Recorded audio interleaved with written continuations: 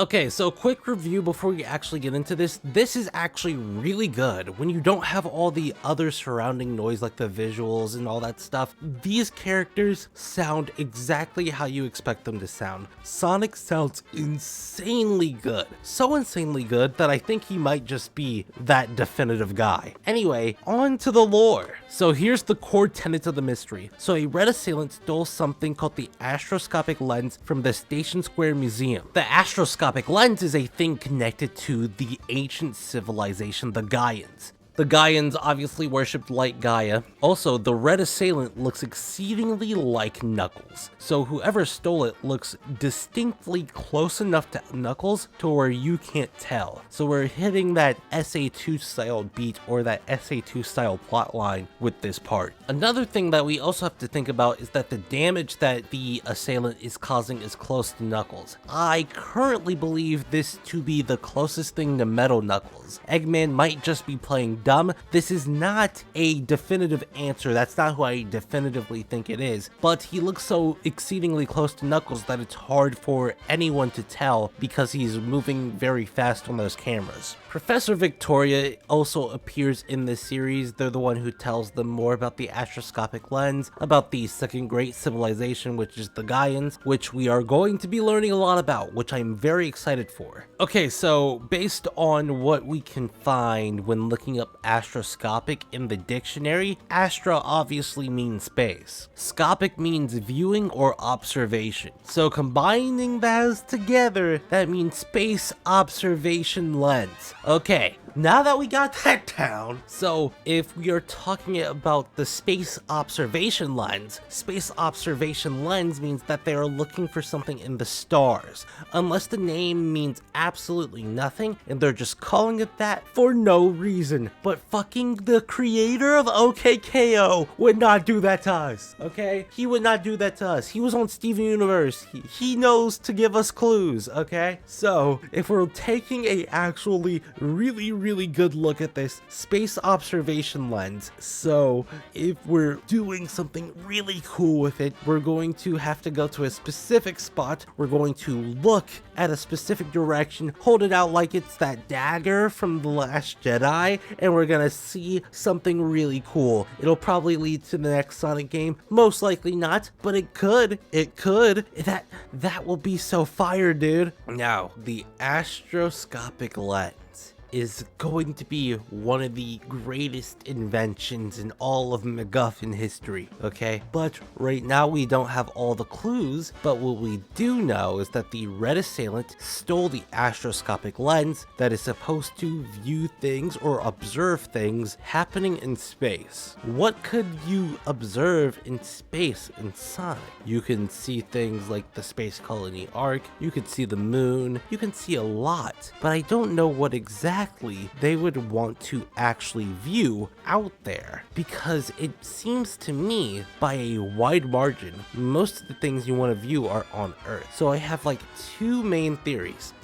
The word astroscopic lens is used to throw us off, and it's actually used to look at runes on some part of a Gaia temple, and it's going to tell us something about the world. Or two, we are going to be on a MacGuffin chase where we are trying to find a exact position to stand in order to do the Last Jedi thing like I said earlier. Or three, we're gonna learn that Dark Gaia and Light Gaia are actually from space instead of growing in the core of the planet, which makes sense for Sonic lore, but having Dark and Light Gaia in the center of the planet is way cooler, dude. So what would this actually mean in practice if Light and Dark Gaia are not from the planet? Well, this could mean one of two things. One, Dark Gaia and Light Gaia were running away from something, which could be possible. Or the second most possible thing, which is Dark and Light Gaia were coming because the Chaos Emeralds existed. There could also be a other reason for this that I can't think of at this exact moment. But if I had to just make something up on the spot to actually, make you understand, I think that it could also be be a thing about dark Gaia and light Gaia have destroyed other planets before. This could be a thing. Based on the information we learn in the series, we have no idea what this connects to. But it's very apparent that it's going to be dark Gaian lore, a red assailant stole it, and if that red assailant is Zavok, that means the lost hex is connected to dark Gaia. So I hope it's Zavok, but it could not be because it looks like Knuckles. I have a lot of faith in these writers that it is not going to be Eggman being the final villain. Take a risk, please take risk with this thing. Oh my god, please take a risk. I don't care how fucking stupid the risk is. Just take the risk, man. What if characters in the Sonic universe can't actually perceive speed that well? Okay, I'm thinking about it and I'm like, wait a minute. Sonic and Shadow don't even look the same and everybody thought they were similar. They think that Knuckles and another guy look the same. But what if they aren't similar either? What if the guy doesn't even actually look anywhere near Knuckles? You know how fucking crazy that would be? Okay, this would just confirm that Sonic characters, although they might be fast, they can't actually do anything with their speed when it comes to perception basis, you know? Maybe they could see a hand moving front and back, trying to hit them or something, but they can't actually see the character actually in motion. I hope that this could be the case. It would be so much fun, but I'm like, okay, Chem Penders exist, okay? Chem Penders exist, so they're not introducing a new echidna, are they? That would be crazy.